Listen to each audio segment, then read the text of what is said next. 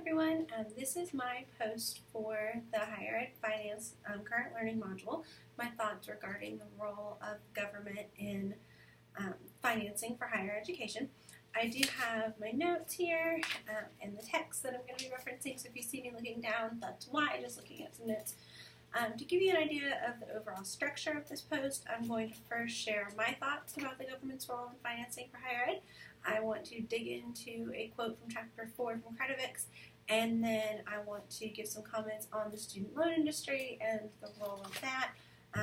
And lastly, I will look at my first impressions from the reading of the Congressional Action 2012 budget final that we had to read for this week, as well as Obama's 2013 budget request. So that's kind of the structure and what I'm going to hit on through this post.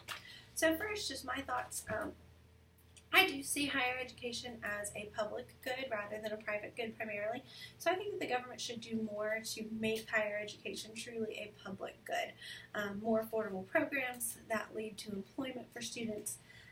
Not just a degree, but a meaningful degree that will directly allow graduates to contribute to the economy. Lower student loans per student that can be paid off faster, especially when gainfully employed, I think will have an effect on the total economy. But in order for those student loans to be lower, the cost of education needs to be lower, because without those loans, a lot of students don't have access to higher education. So I think that the government needs to play a larger role in lowering the cost that is directly to the students. The cost that the students are responsible for themselves. And that leads me to the quote that I want to look at on page 70. This is in Chapter 4 of our Credivix text. I hope I'm saying that correctly. Somebody correct me if I'm not. But on the top of page 70, he writes, federal and state governments, through their funding appropriations, indicate to what extent higher education is valued and to what extent they believe that higher education is a public good. And I think looking through the other reading, the supplemental reading for this week, we see that the Obama administration's policies placed higher education as somewhat of a public good. Policies were in place that aimed to increase access and affordability, still placed a good bit of the responsibility of the cost on students. That's why I say somewhat of a public good, still somewhat of a private good. Of course, the students do directly themselves benefit, so there is that argument to be made for higher ed being a private good, though like I said earlier, I really see it as more of a public good than a private good. But I think the Obama administration's policies really showed that it was somewhat of a public good, that it wasn't just entirely a private good that only benefited the students. I think that those policies worked towards a balance, though there's still more work to be done, and especially I think it worked towards a balance in the community college sector, which does lead directly to employment in most programs, or it should anyways, coming out of a community college.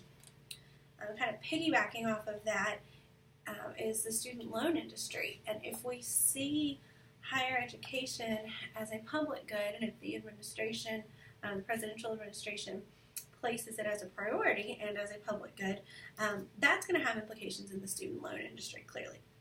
I do believe that the student loan industry is necessary. I know that I would not have made it through my undergrad without the ability to take out student loans, so I do see it as necessary, but it is still a profit-making industry.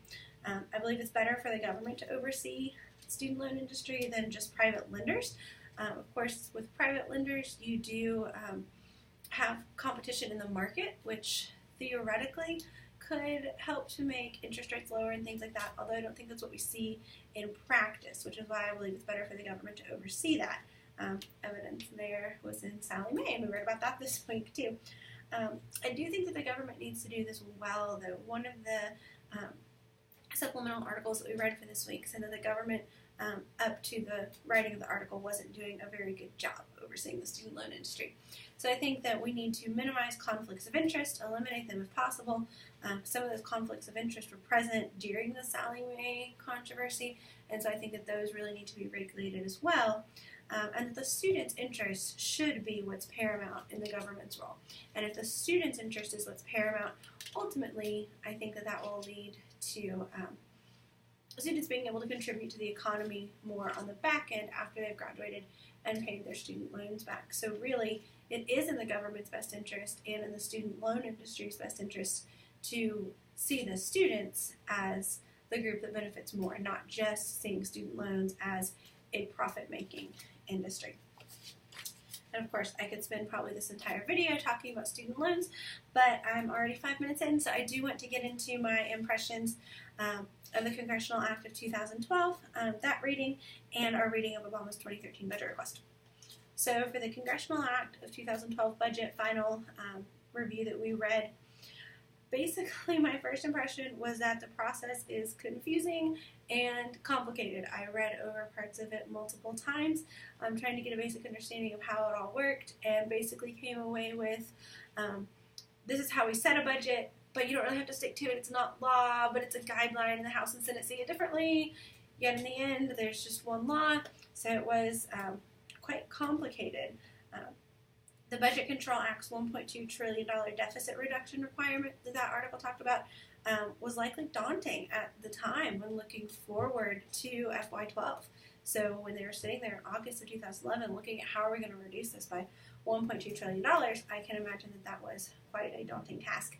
And reductions in the allocated appropriations to education in both the House and the Senate funding allocations for that year would be noticeable differences from FY11 to FY12.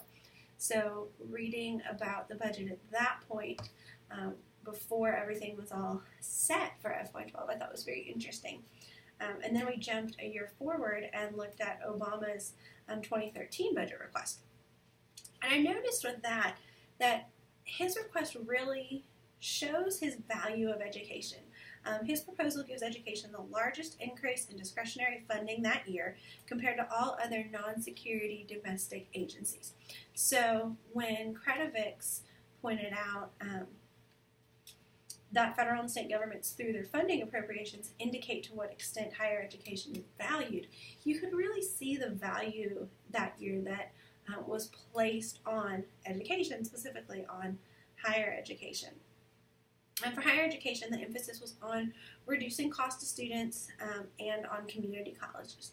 So it demonstrates the importance of an educated workforce that isn't burdened with debt. Pell was increased for the first time since 2010 that year, which also helps with student debt as well as access, because Pell Grants, of course, are grants, not loans. They don't have to be paid back. And those are accessible to people below a certain income level. So it really helps those members of our society that are at lower income levels to be able to increase their standing and, in turn, contribute to the economy in greater ways. Some changes in interest accrual to student loans were in that budget. And at first when I read the changes to the interest accrual, I thought, wow, this really doesn't show a value to the student, because in that proposal, if students were taking more than 150% of the time to degree, then interest could hit while they were still in school. But I think that digging into that a little bit further, that was to encourage completion. That would mean a 6-year graduation rate rather than a 4-year rate, which is what we calculate. What that budget did not go into specifically that I would be interested in learning more about is non-traditional students and part-time students. How did their loans and interest accrual work when from the outset they know that they're not going to graduate in 4 years, if they're going part-time while also working full-time or having a family or something like that. So I didn't see information about specific programs. Maybe there weren't specific programs for that student population, but I'd be interested in seeing it. Overall, total impression, budget in the government is a daunting, complicated, and confusing process, though the readings for this week did shed some light and help to kind of declutter it a little bit for me. I feel like I really do have a better understanding. I'd love to read this year's budget proposals. I think we kind of had a handle on what was going on under Obama. There weren't really surprises there. Definite changes from fiscal year to fiscal year, but nothing completely surprising. Reading a Trump educational budget, I think, will show where he places the value of education, and specifically higher education. And then comparing the two administrations, I think at any point when you have a change in administration will be quite interesting. So here's to reading those when they come out. Bye!